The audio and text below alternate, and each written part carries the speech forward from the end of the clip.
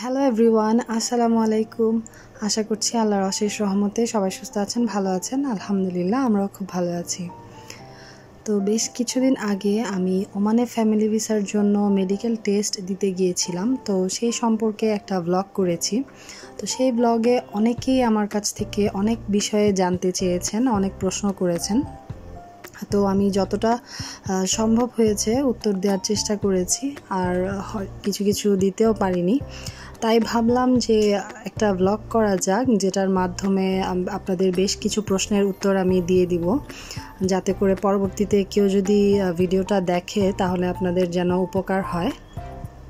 তো আজকের ব্লগে আপনাদের করা সকল প্রশ্নের জবাব আমি দিয়ে দিব, আর আশা করছি সবাই প্লিজ লাইক দিয়ে ভিডিওটা কন্টিনিউ করবেন। প্রথম যে প্রশ্নটা হলো সেটা হচ্ছে ফ্যামিলি ভিসার জন্য কি কি কাগজ লাগে। তো ফ্যামিলি ভিসার জন্য মূলত যে কাগজ লাগে তার প্রথমটা হলো কাবিননামা। তো কাবিননামা বাংলায় তো থাকেই, ওটাকে আপনার ইংরেজি আর আরবিতে ট্রান্সলেট করিয়ে নিতে হবে। আর এই কাজটা করতে হবে কোর্ট বিল্ডিং যে আছে, কোর্ট বিল্ডিংয়ের আশেপাশে কিন্তু বেশ কিছু ট্রান্সলেটরের দোকান থাকে। তো সেখানে গিয়ে সেটাকে আপনার ট্রান্সলেট করিয়ে নিতে হবে আরবি আর ইংরেজিতে। তো এরপর আপনাকে আপনার ওয়াইফের যে মেডিকেলটা করিয়ে নিতে হবে, ওটা কিন্তু দেশে থেকেই করাতে হবে। আর কাবিননামা যেটা আপনি ট্রান্সলেট করে নেবেন, ওই মেন কপিটাই আপনাকে একজন উকিলের মাধ্যমে নোটারি করিয়ে নিতে হবে। নোটারি করার পরবর্তী কাজ হচ্ছে কাগজটাকে পররাষ্ট্র মন্ত্রণালয় থেকে স্ট্যাম্প করে নিতে হবে। তো এরপর আর কোনো কাজ নেই, কাবিননামার যে কাজটা আছে ওটা কিন্তু সম্পূর্ণ শেষ। এখন আপনাকে মেডিকেল করিয়ে নিতে হবে, আর সেটা অবশ্যই বাংলাদেশ থেকে করিয়ে নিতে হবে। আর মেডিকেল করার যে প্রসেসগুলো প্রথম থেকে শেষ পর্যন্ত যে ধাপগুলো আছে, তো সেই সম্পর্কে অলরেডি আমার একটা ব্লগ আমি শেয়ার করেছি। তো আপনারা চাইলে ব্লগটি দেখে নিতে পারেন, কিভাবে কি করতে হবে, কোথায় গিয়ে কি করতে হবে। তো চাইলে আপনারা দেখে নিতে পারেন। এরপর হলো বাচ্চার ভিসা লাগানোর জন্য বাচ্চার কি কি কাগজপত্র লাগবে। তো বাচ্চার জন্য যেটা লাগবে সেটা হচ্ছে বাচ্চার জন্ম নিবন্ধন। তো বাচ্চার যে বার্থ সার্টিফিকেটটা আছে এটাকে কিন্তু আপনার সত্যায়িত করিয়ে নিতে হবে।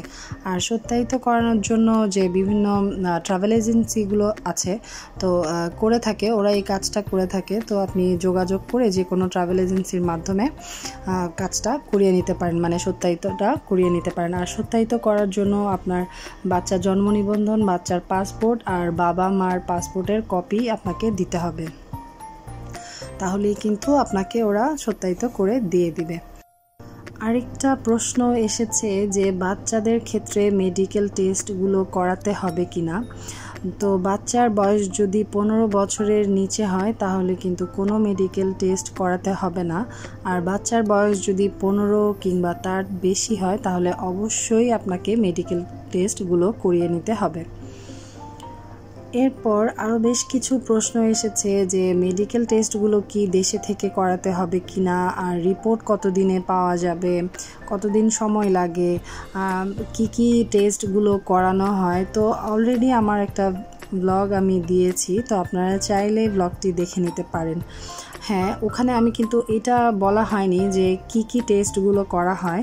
তো আসলে টেস্টগুলো বলতে অনেকগুলো রোগেরই টেস্ট করা হয়, মূলত যেগুলো মেন সেগুলো হচ্ছে আপনার HIV, hepatitis B, C, pregnancy test, blood group, এরপর হচ্ছে আপনার কোনো স্কিন ডিজিজ আছে কিনা, মানে আপনার কোনো চর্মরোগ আছে কিনা, আর হচ্ছে চেস্ট এক্সরেটা আপনাকে করতে হবে। তো এছাড়াও আরও বেশ কিছু আছে রোগের পরীক্ষা ওরা করে থাকে। তো খুবই সিম্পল ওয়েতে হয়ে যায়, কিন্তু তেমন কোনো ঝামেলা হয় না। তো আমার ব্লগটা দেখলে আপনারা বুঝতে পারবেন। এরপর আরও একটা প্রশ্ন এসেছে যে কাগজপত্রগুলো কিভাবে ওমানে পাঠাতে হবে। তো কাবিননামাটা কিন্তু আপনার একদমই অরিজিনালটাই কিন্তু আপনাকে পাঠাতে হবে, ওটার কোনো ফটোকপি চলবে না। আর সেটা যেহেতু আপনি পাঠাবেন, সাথে আপনার যে বাকি কাগজপত্রগুলো প্রয়োজন হয়, যেমন বাচ্চার যে জন্ম নিবন্ধন, এরপর আপনার পাসপোর্টের ফটোকপি, এগুলো সব কিছু একসাথে রেডি করে পাঠিয়ে দিবেন।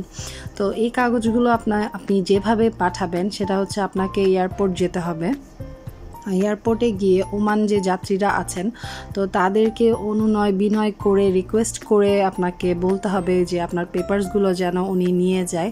আর ওনার যে দেশের নাম্বার, দেশের কন্ট্যাক্ট নাম্বার, অ্যাড্রেসটাও আপনি নিয়ে নেবেন। সাথে উনি ওমানে যেখানে যাবে বা যার কাছে যাচ্ছে তার নাম্বার, কন্ট্যাক্ট নাম্বারটাও আপনি নিয়ে নেবেন। আর উনি যদি অ্যালাউ করে তাহলে ওনার একটা ছবি তুলে রাখবেন, যাতে করে আপনি যার কাছে আপনার পেপারসগুলো পাঠাচ্ছেন তার যেন তাকে চিনে নিতে বা খুঁজে নিতে সুবিধা হয়। সেই সাথে আপনি যার কাছে পেপারসগুলো পাঠাচ্ছেন তার ওমানের অ্যাড্রেস, কন্ট্যাক্ট নাম্বার সমস্ত কিছুই কিন্তু আপনি ওনাকে দিয়ে দিবেন।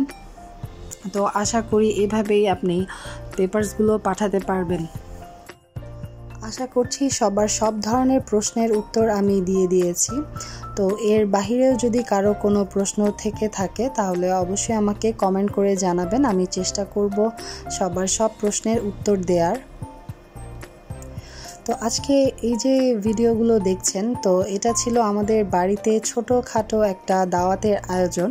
আমার যে চাচাতো বোন আছে তো ওর শ্বশুর শাশুড়িকে দাওয়াত করে খাওয়ানো হচ্ছিল। ওনারা বিদেশ চলে যাচ্ছেন, ইউএসএ যাচ্ছেন, তো সেই সুবাদে ওনাদেরকে দাওয়াত করে খাওয়ানো হচ্ছে। তো এটা আমাদের চট্টগ্রামের একটা রীতি যে কেউ যখন দেশের বাইরে চলে যায় তার আগে তাকে দাওয়াত করে খাওয়ানো হয়। তো যে সকল ভিউয়ার্সরা আমাকে বিভিন্ন জেলা থেকে দেখছেন, তো আপনাদের ওখানেও কি এই রীতিটা ফলো করা হয় কিনা আমাকে অবশ্যই কমেন্ট করে জানাবেন। তো আমার আজকের ব্লগটা এ পর্যন্তই, আমি এখানেই শেষ করছি। কেমন লাগলো অবশ্যই কমেন্ট করবেন।